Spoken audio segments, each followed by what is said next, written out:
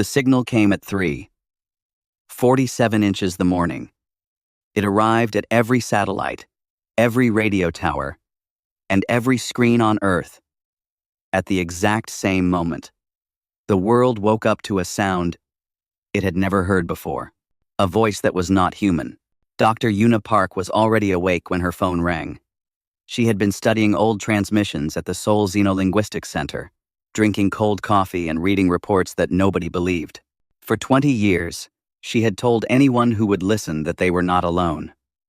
Now, as she watched the symbols scroll across her screen, she felt no joy, only fear.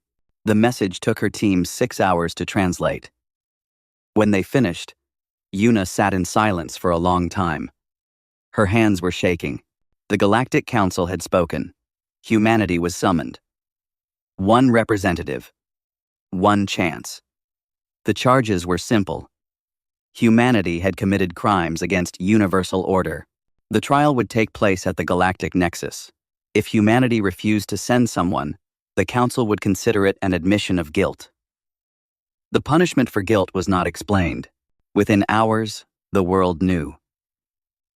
Every news channel showed the same footage.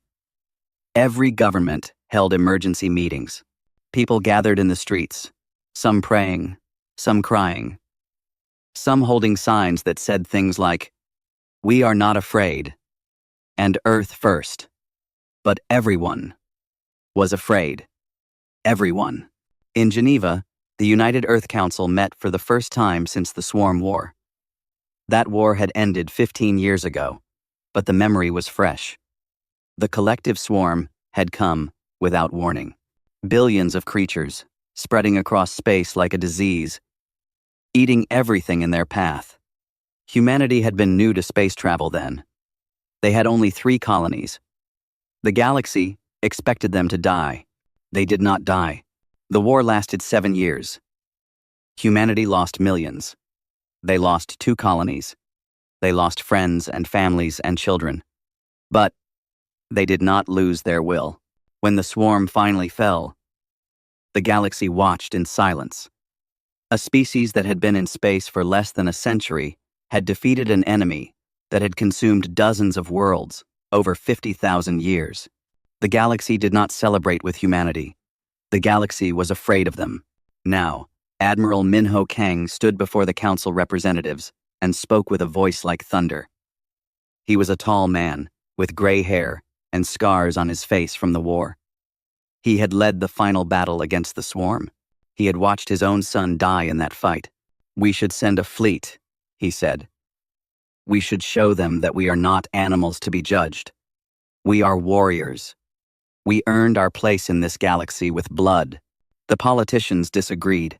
They wanted to send diplomats, people who could smile and talk and make deals. They wanted to show the galaxy that humanity was peaceful, reasonable, and willing to cooperate. The scientists wanted to send researchers, people who could study the council, learn their technology, and find weaknesses just in case things went wrong. Everyone had an opinion. Everyone had a plan. But nobody wanted to volunteer. The message was clear. One representative. Alone. No weapons. No ships. Just one human. Standing before 42 alien species to answer for the sins of their entire world. That was when John Morrison spoke. He was sitting in the back of the room. Most people had forgotten he was there. He was 62 years old, thin and tired-looking, with white hair and calm brown eyes. He wore a simple gray suit. He had no medals on his chest, though he had earned many. "I will go," he said. The room fell silent. People turned to look at him. Some of them recognized his face from old news reports. Others did not know him at all. Minho Kang frowned. "John Morrison, the survivor of first contact." John nodded slowly. "That is what they call me. 30 years ago, before the swarm, before humanity knew anything about the galaxy, a small research ship had encountered an alien vessel. John had been a young soldier then, assigned to protect the scientists. The meeting went wrong. Nobody knew exactly what happened. When the rescue team arrived, they found only one survivor, John Morrison, floating in the wreckage, barely alive. He never spoke about what happened that day. But the nightmares never stopped. After that, John became a diplomat. He helped build the first treaties between Earth's nations after the discovery of alien life. He helped unite humanity during the Swarm War. He gave speeches and wrote papers and tried to prepare the world for a future among the stars. Then his wife, Nari, died. Cancer. The enemy. He could not fight. After her funeral, John retired. He moved to a small house by the sea. He watched the waves and waited for the end. Now, he stood before the most powerful people on Earth and offered himself as a sacrifice. "Why you?" asked one of the politicians. "Why should we trust you with the fate of our entire species?" John looked at her with those calm eyes. "Because I have nothing left to lose," he said. "Because I have seen what they can do, and I am not afraid. Because someone needs to go, and I would rather it be me than someone who still has a life to live." The room was quiet for a long moment. Minho Kang walked forward. He had known John during the war. They had never been friends, but there was respect between them. The admiral looked at the old man and saw something in his eyes. Not hope, not courage, something deeper, something that had been tested by fire and loss and time. "You will be alone," Minho said. "No backup, no weapons. If they decide to kill you, there is nothing we can do." John smiled. It was a sad smile, the kind that came from a man who had already said goodbye to everything he loved. "I have been alone for a long time, Admiral. This is nothing new." 3 days later, John Morrison boarded the small ship called the Horizon's Edge. He carried one bag with a few clothes, some photographs, and a letter his wife had written him before she died. He had never opened it. He was saving it for the right moment. As the ship rose into the sky, billions of people watched. Some cheered. Some wept. Most simply stared, wondering if they would ever see this man again. John looked out the window at the blue planet below. His home. His world. The place where he had loved and lost and lived. "I will not fail you," he whispered. "I promise." The stars waited. The galaxy watched. And John Morrison flew toward a trial that would decide the fate of humanity. He was alone, but he was not afraid. The journey to the galactic nexus would take 3 weeks. 3 weeks of silence, darkness, and stars. John Morrison had plenty of time to think. Perhaps too much time. The Horizon's Edge was a small ship, built for speed rather than comfort. It had 1 bedroom, 1 bathroom, a tiny kitchen, and a control room filled with screens and buttons that John barely understood. The ship flew itself. He was just a passenger. On the first day, he unpacked his bag. He put his clothes in the small closet. He placed the photographs on the desk next to his bed. His wife Nari smiled at him from the pictures.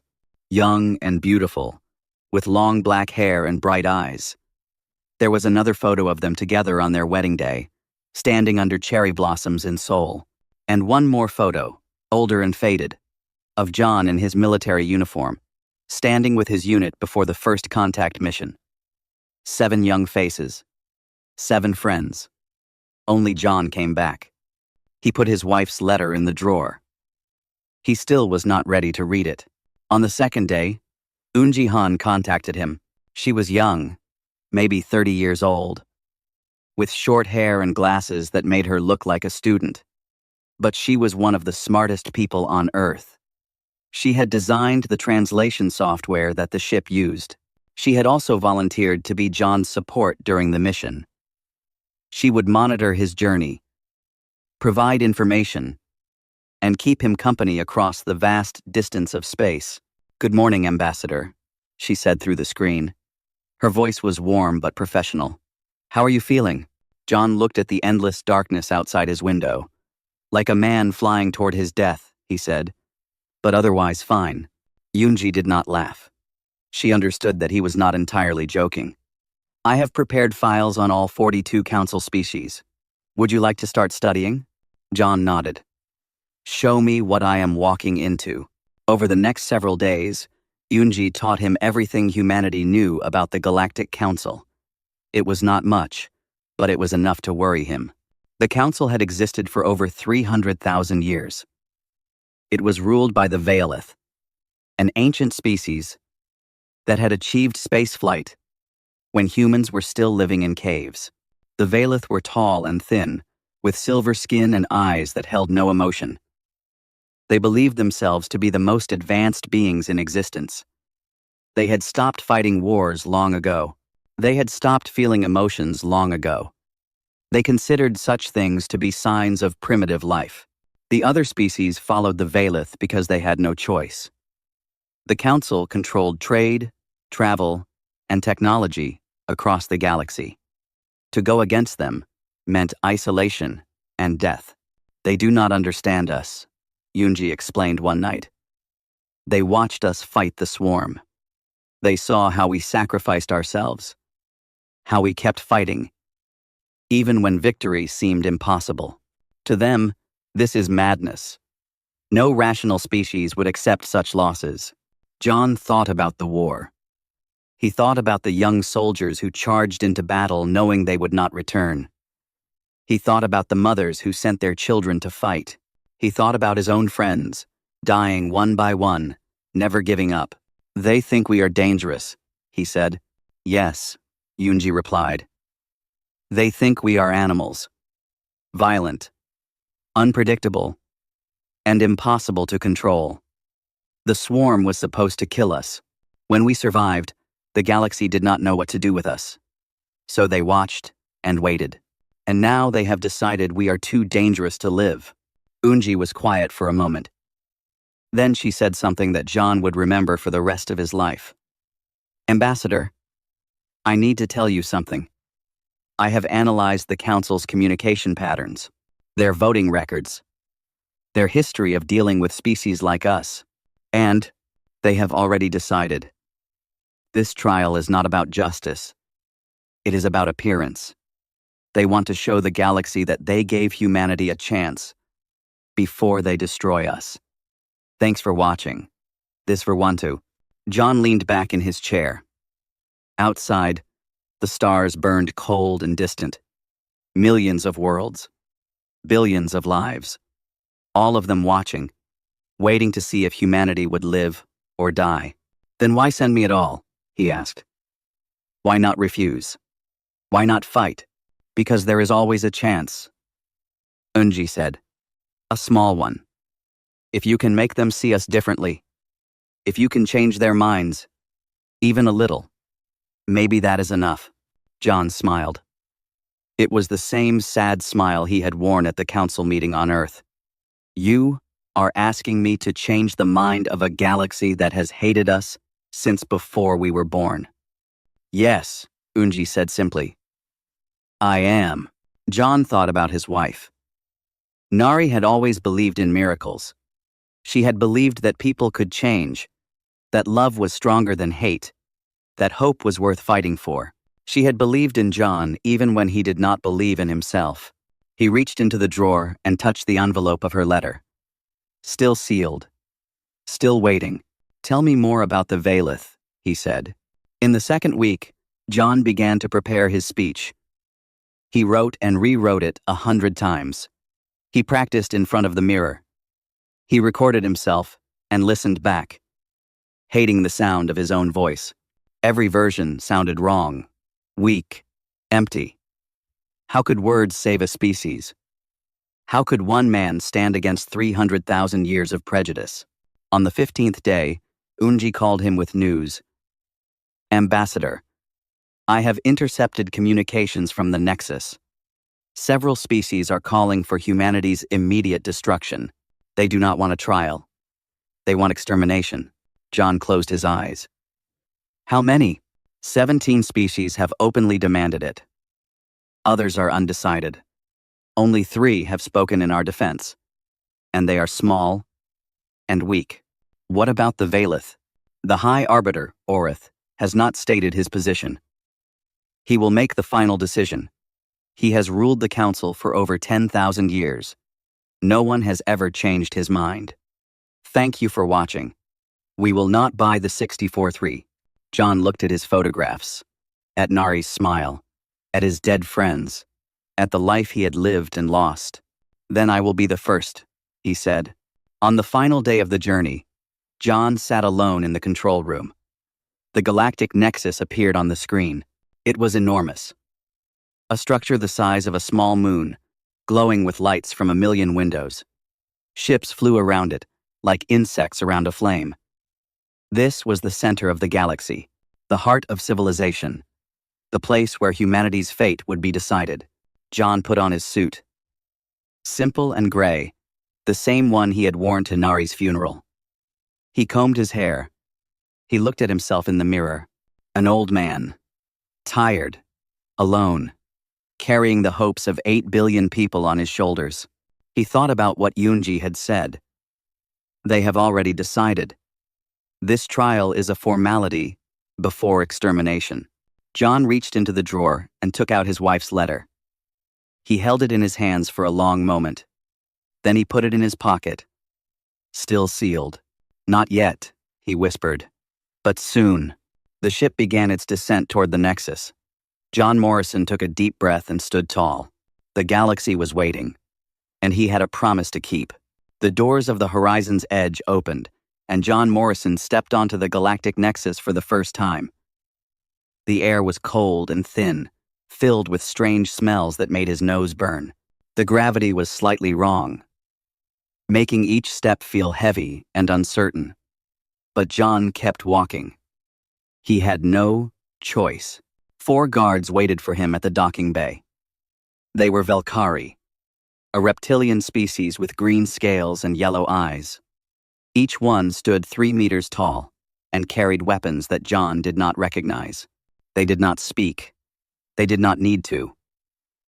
Follow, one of them said, in broken human language. Council waits. John followed. The halls of the Nexus were vast and beautiful. The walls curved upward like the inside of a great shell, covered with art and symbols from thousands of worlds. Light came from everywhere and nowhere, soft and golden, casting no shadows. The floor was smooth as glass, reflecting John's image as he walked. And everywhere, there were aliens. John had seen pictures. He had studied files. But nothing had prepared him for this. Creatures of every shape and size moved through the halls around him. Some walked on 2 legs, some on 4, some on dozens. Some floated through the air. Some crawled along the walls. Some had faces, and some had nothing that John could recognize as a face at all. All of them stopped to stare at him. John could feel their eyes on his back like needles. He heard whispers in languages he did not understand. He saw some of them point at him, making gestures that might have been curiosity, or disgust, or fear. He was a strange creature to them, a primitive, a monster from a violent world. He kept walking. The journey to the council chamber took nearly an hour. Through endless corridors, up massive elevators, across bridges that spanned chasms of empty space. John's legs ached. His heart pounded, but he did not slow down. He would not show weakness. Not here. Not now. Finally, they reached the entrance. 2 doors, taller than any building John had ever seen, made of some dark metal that seemed to absorb light. The guards stopped and stepped aside. Enter, human, one of them said. Face judgment. John looked at the doors. Behind them waited 42 species, millions of representatives, billions watching across the galaxy. Everything humanity had ever been, everything they could ever become, would be decided in the next few hours. He thought of Nari. He thought of her smile, her laugh, the way she held his hand when he was afraid. I am not afraid, he whispered to himself. Then he walked forward. The doors opened. The council chamber was not a room. It was a universe. John stepped onto a small platform that floated in the center of an endless sphere of light.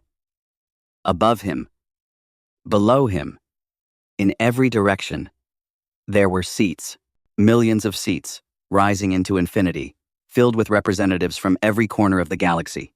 The light came from everywhere, soft and bright, making it impossible to see where the chamber ended. And in the center of it all, floating alone on his platform, stood John Morrison. One human, one old man, facing the judgment of the stars. Silence fell.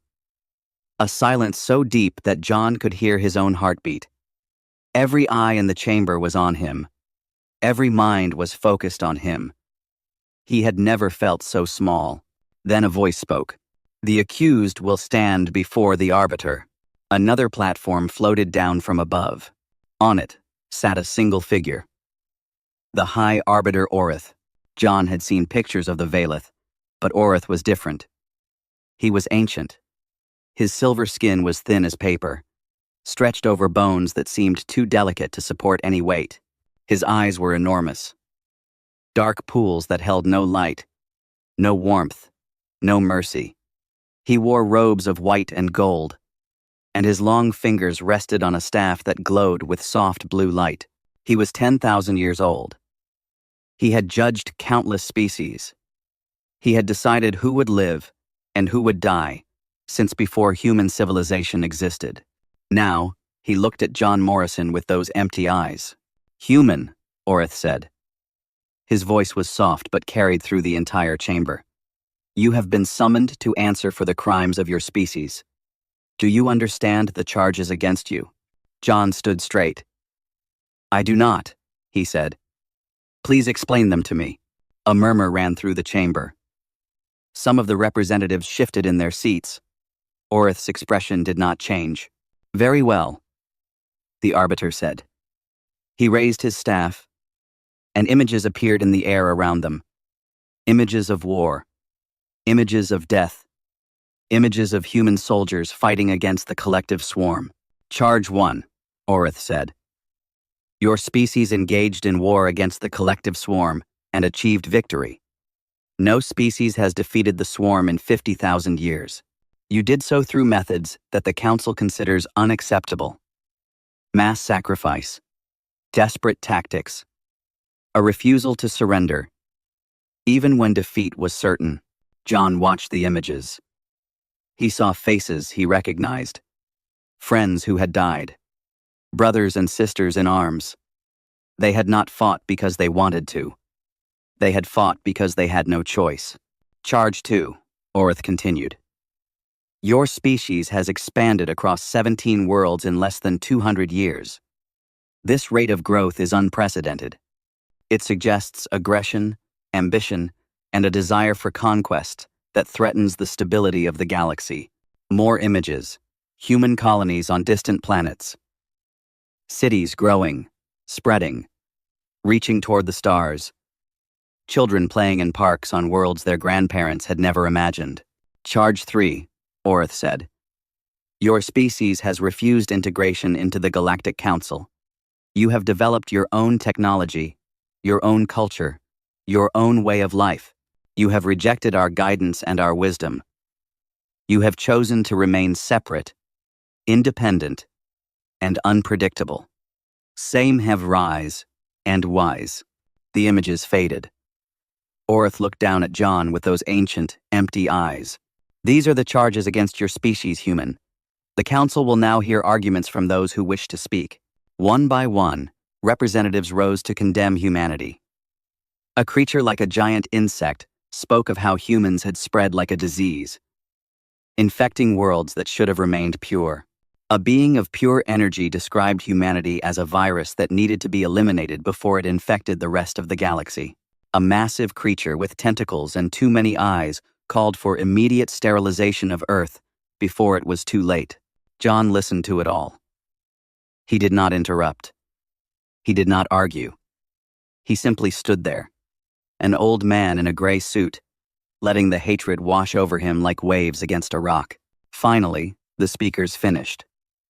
The chamber fell silent again. Orith looked at John.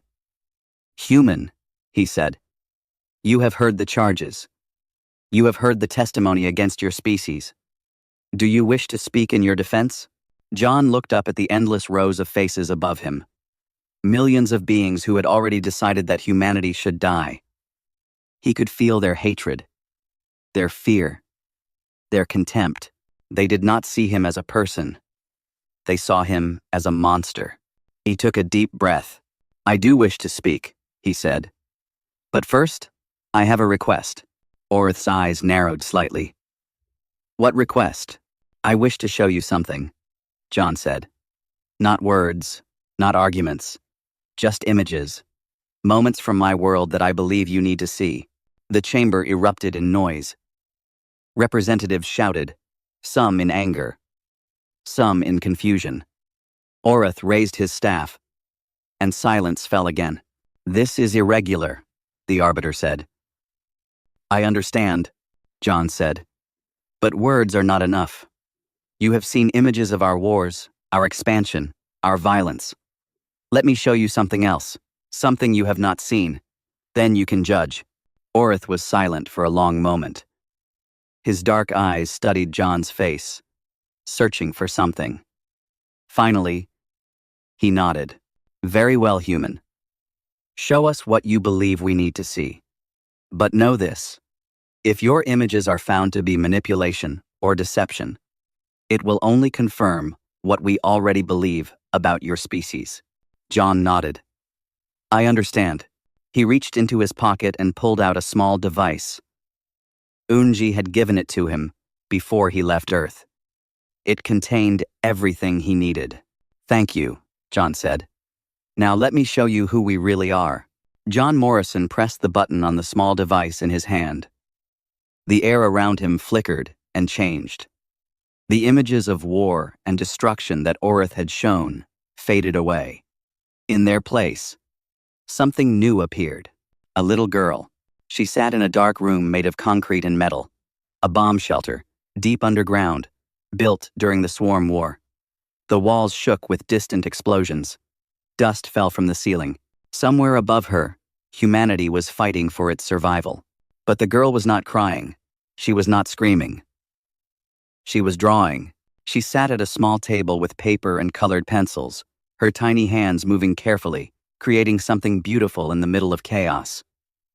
The image zoomed closer, and the council could see what she was drawing. Stars. She was drawing stars.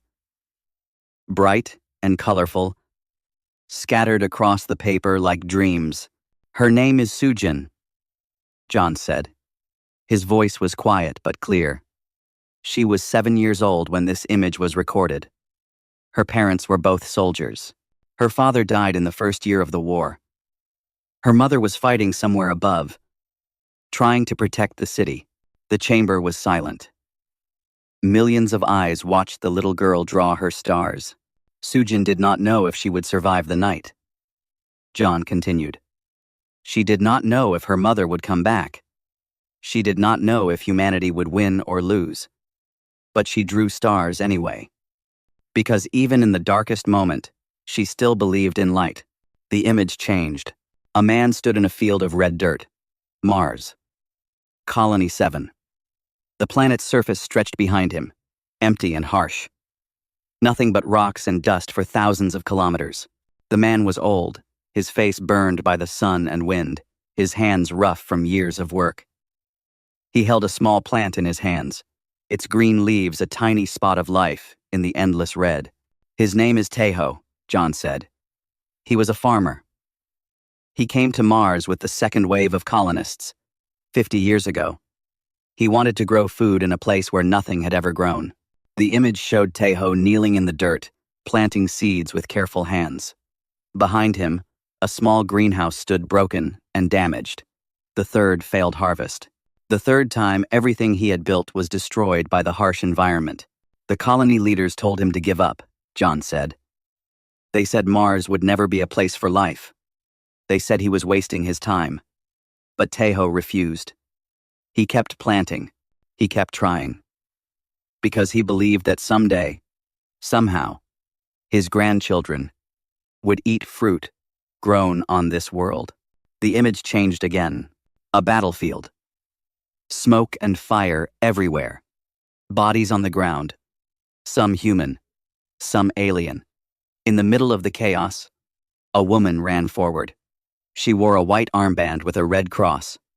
A medic. Her face was covered in blood and dirt. Her uniform torn. But she kept running. She reached a figure lying in the rubble. But it was not a human. It was an alien. One of the Velothi species. A creature with 6 arms and purple skin. The same species that had spoken against humanity just minutes ago in this very chamber. The medic did not hesitate. She pulled the alien to safety, using her own body as a shield against the falling debris. She treated its wounds with shaking hands, speaking soft words in a language the creature could not understand. "Her name is Hana," John said. This was during the liberation of Colony 3. The Velothi forces had been part of the swarm's advance. They had killed many humans, but when Hana saw one of them wounded, she did not see an enemy. She saw someone who needed help. A murmur ran through the chamber. The Velothi representative, who had called for humanity's destruction just minutes ago, shifted uncomfortably in its seat. John continued. The images kept coming. A soldier named Junho, carrying his wounded enemy across a frozen wasteland, because leaving him to die felt wrong. A young woman named Minji, giving her last oxygen tank to a stranger on a failing space station, choosing to die so that someone else could live. Scientists working through the night to cure a disease that killed children. Musicians playing songs in the ruins of bombed cities. Teachers holding classes in refugee camps. Lovers holding hands in the shadow of war. Each image was simple. Each image was real. Each image showed something that the council had never bothered to see. Finally, John showed them one last image. The one he had been saving. Earth. Seen from space. Blue and white and green. Floating in the darkness like a jewel. And on the surface, a massive crowd of people. Gathered together. Looking up at the sky. This was taken the day I left Earth, John said. 8 billion people. Watching me fly toward you. They do not know what will happen. They do not know if I will succeed or fail. They do not know if tomorrow they will be alive or dead. The image zoomed in on faces in the crowd. Young and old. Rich and poor. Every color. Every nation. Every belief. Some were praying. Some were crying. Some were holding signs with messages of hope. But they are not giving up, John said. They are not hiding. They are standing together, hoping that somehow, against all odds, one old man can convince a galaxy to give them a chance. The image faded. The council chamber was silent. John looked up at the endless rows of seats above him, at the creatures who had already decided that humanity should die, at the High Arbiter Orith, watching with those ancient, empty eyes. "You see monsters," John said. His voice grew stronger now, filled with something that had been building inside him for years, for decades, for his entire life. "You see creatures who fight and spread and refuse to die quietly. And you are right. We do fight. We do spread. We do survive." He took a step forward, his old body straightening, his tired eyes burning with light. "But you forgot to ask why." The words echoed through the chamber. Millions of beings leaned forward, listening. "We fight because we love," John said. "We spread because we hope. We survive because we refuse to let the darkness win. Not for ourselves. For each other." He pointed at the space where Sujin's image had been. That little girl drew stars in a bomb shelter because she believed the war would end someday. That farmer planted seeds on a dead world because he wanted to give his grandchildren a future. That medic saved an enemy because she saw a life worth saving. John's voice cracked. "You have watched us for decades. You have seen our wars. You have seen our cruelty. You have seen our chaos. But you did not see Junho carrying his enemy to safety. You did not see Minji giving her life for a stranger. You did not see 8 billion people standing together, choosing hope over fear. He looked directly at Orith. Those ancient dark eyes, so cold, so distant, so certain. You see a species that has every reason to hate the universe, John said. We have been attacked, invaded, and threatened with extinction. We have lost everything. Again and again. And yet, here I stand. Not with weapons. Not with threats. Just with images of who we really are. John reached into his pocket and pulled out the letter. His wife's letter, still sealed. My wife died 3 years ago, he said quietly. Her name was Nari. She wrote me this letter before she passed. I have not opened it because I was afraid. Afraid of what she might say. Afraid that her words would break what little was left of me. He held the letter up so everyone could see it. But she believed in humanity. She believed that we were worth saving. And if I am going to die here today, I want to die believing the same thing. John carefully opened the envelope. His hands trembled as he unfolded the paper inside. He read silently for a moment. Then, he looked up, and there were tears in his eyes. She wrote, My dearest John, do not be afraid. Do not give up. Do not let them tell you that humanity is not worth saving. We are flawed. We are broken. We make mistakes. But we also love. And hope. And dream. And that is enough. That has always been enough. John's voice broke. He stood there, an old man crying in front of a galaxy that wanted him dead, holding a letter from his dead wife. That is my testimony, he whispered. Not words, not arguments, just the truth. We are not perfect. We are not safe. But we are trying. Every day, we are trying to be better than we were before. He looked up at the council one last time. Is that not worth something? The chamber was silent. No one spoke. No one moved. The galaxy held its breath. The silence lasted forever. Or perhaps it only lasted a moment. John Morrison could not tell. He stood alone on his platform, tears drying on his old face, holding his wife's letter in trembling hands. Above him, below him, in every direction, millions of beings sat frozen. No one spoke. No one moved.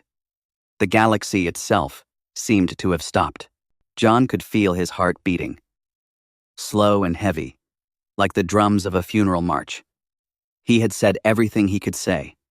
He had shown everything he could show. Now, there was nothing left but waiting. High Arbiter Orith sat motionless on his platform. Those ancient dark eyes stared at John with an expression that the human could not read. 10,000 years of judging species. 300,000 years of ruling the galaxy. What did such a being think of one old man crying over a letter from his dead wife? John did not know. He could only wait. Then something happened. In the far corner of the chamber, almost invisible among the millions of seats, a small figure stood up. It was a Korathi, a species John had read about during his journey. They were small, no taller than a human child, with soft gray fur and large black eyes. Their world had been conquered by the Valith thousands of years ago.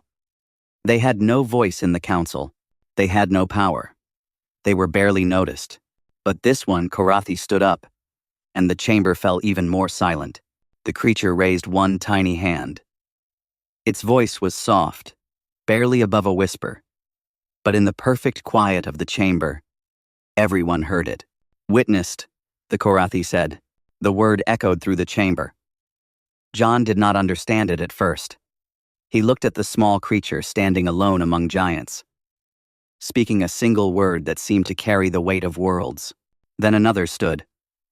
A different species, tall and thin, with skin like blue glass. They raised their hand and spoke the same word. Witnessed.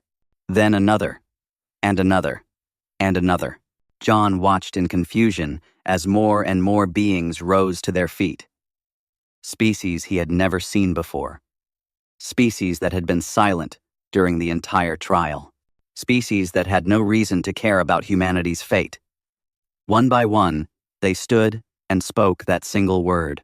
Witnessed, witnessed, witnessed. The word spread through the chamber like a wave. Dozens became hundreds. Hundreds became thousands. Species that had been conquered, forgotten, ignored. Species that had been told they were inferior, primitive, worthless. John felt something warm spreading through his chest. He did not know what was happening, but he knew it was important. He knew it meant something. Then Yunji's voice crackled through his earpiece. She was crying. "Ambassador," she said, her voice breaking. "The word. It is an ancient term, older than the council. It means they have seen the truth. They accept your testimony. They stand with you." John looked up at the rising tide of figures standing throughout the chamber. Small species, weak species, species that had been silent for thousands of years. They were standing for humanity. They were standing for him. The representatives who had spoken against humanity shifted uncomfortably. Some looked angry. Some looked confused. The Velothi delegate, who had called for Earth's destruction, slowly sank down in its seat, suddenly aware that it was being watched. But it was Orith who mattered. The High Arbiter sat motionless, watching the chaos unfold around him. His ancient face showed no emotion. His dark eyes gave nothing away. Slowly, the standing figures fell silent. The chamber settled into an uneasy quiet. Everyone turned to look at Orith. The final decision was his. It had always been his. The Arbiter raised his staff. The soft blue glow filled the chamber. "Silence," he said, and his voice carried through the infinite space. "The council will hear my judgment." John straightened his back. Whatever came next, he would face it standing tall. He owed that much to Nari. He owed that much to humanity. Orith looked down at him. Those eyes that had seen the rise and fall of civilizations. Those eyes that had judged countless species, decided countless fates. For a long moment, neither of them spoke. Then Orith did something that no one expected. He stood up. A gasp ran through the chamber. The High Arbiter had not stood during a judgment in over 3,000 years. He was too old, too tired, too far beyond the concerns of ordinary beings. But now he rose to his feet, his thin body trembling slightly, his staff supporting his weight. He floated down from his platform until he was level with John. They were close now, close enough that John could see the fine lines on Orith's silver skin, the impossible age in those dark eyes. "Human," Orith said quietly. "John Morrison. I have lived for 10,000 years. I have seen species rise and fall. I have watched empires grow and crumble. I have made decisions that shaped the galaxy for generations." He paused, his ancient eyes studying John's face. "In all that time, no one has ever made me feel what I felt watching your testimony." John held his breath. "I saw a little girl drawing stars in a place of death," Orith continued. "I saw a man planting seeds in dead soil. I saw a woman saving her enemy. I saw a species that should have died, should have given up, should have accepted their fate. And instead, they chose to hope." Orith's voice trembled. It was barely noticeable, but John heard it. Something was breaking inside the ancient being, something that had been frozen for thousands of years. "We have forgotten what that feels like," Orith said. "We evolved beyond emotion, beyond struggle, beyond hope. We thought we were enlightened. We thought we were perfect. But watching your people, watching you, I realize we are the ones who are broken." The chamber was absolutely silent. No one had ever heard the High Arbiter speak like this. Orith raised his staff. The judgment of the council is delayed, he said. Humanity will not be destroyed. Not today. Instead, they will be given a probationary period, 100 of their years. During this time, we will watch them, we will learn from them, and perhaps, in time, we will understand why they fight so hard to live. John felt his legs weaken. He nearly fell, but he caught himself. Probation. Not death, not extermination. A chance. Just a chance. It was enough. Orith looked at John one last time. Go home, John Morrison, he said softly. Tell your people that the galaxy is watching. Tell them to prove me right. John bowed his head. I will, he whispered. Thank you. He turned and walked toward the exit. Behind him, the chamber erupted into chaos. Species arguing, shouting, celebrating, protesting. The galaxy had been shaken.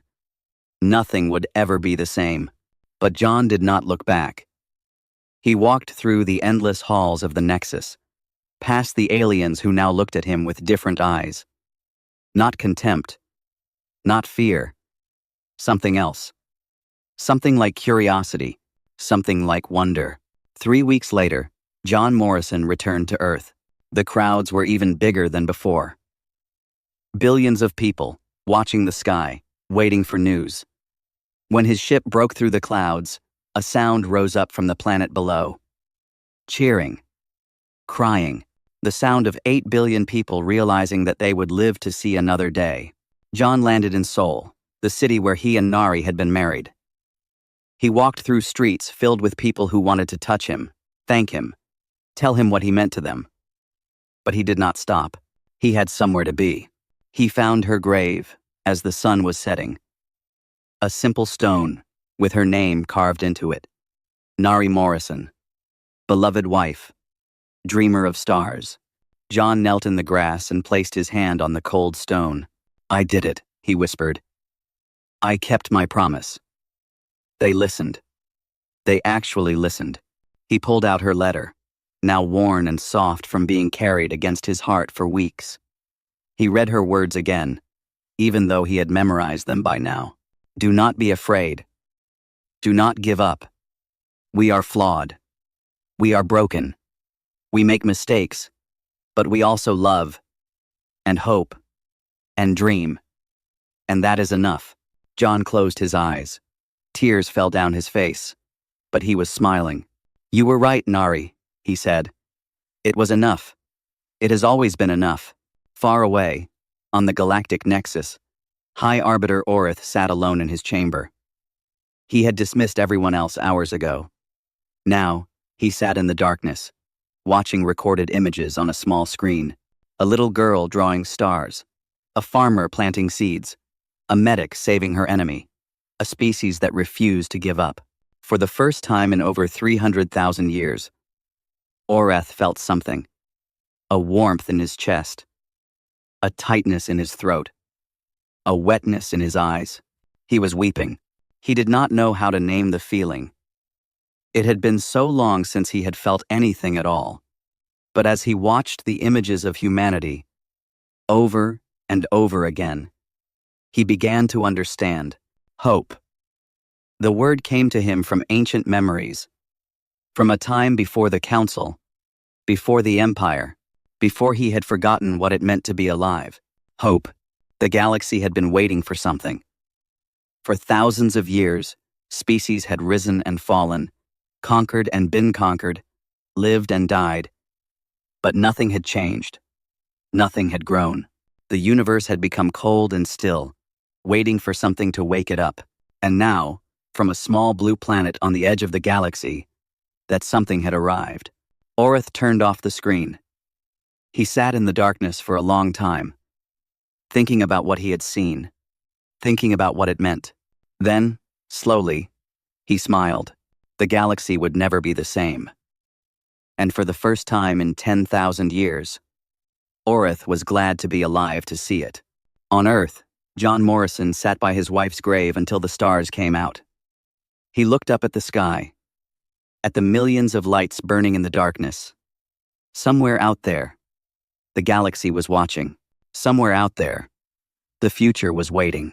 And for the first time since Nari died, John felt hope, not just for himself, for everyone, for humanity, for the little girl drawing stars, for the farmer planting seeds, for every person who had ever chosen to believe that tomorrow could be better than today.